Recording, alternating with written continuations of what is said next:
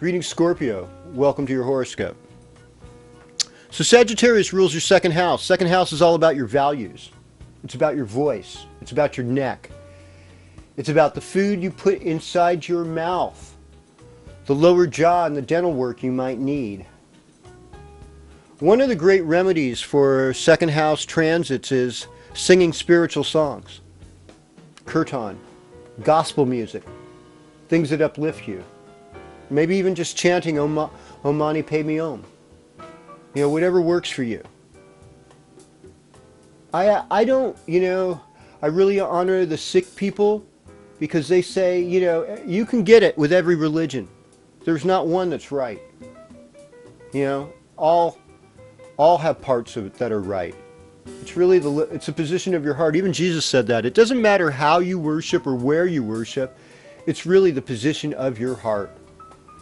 Are you in a place of sincerity?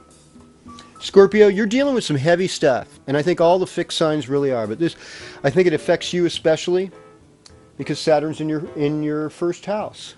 Saturn can be a cruel taskmaster. Saturn deals with getting rid of stuff. It deals with laws.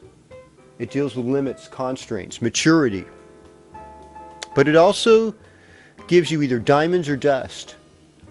So if you climb the big mountain, I often use Mount Shasta, which is, the crown of my region, the beginning of my watershed. And it's a glorious spiritual place. If you use that, it's hard to climb. It can be done, in a day, but it takes a lot of stamina, and it takes a lot of concentration and carefulness on the slippery glaciers and the rock falling and the high elevation. If you're not used to it. I mean, if you live in Bolivia or something, La Paz, no big deal. It'll be a piece of cake. But, for those of us who, live below 5,000 feet, or even below 10,000, there's a point where you'll feel like, wow, the air is thin. It's going to take extra effort to get there. So, Scorpio, if you felt depressed or exhausted, these are just parts of Saturn, but you have a special goal you want to reach.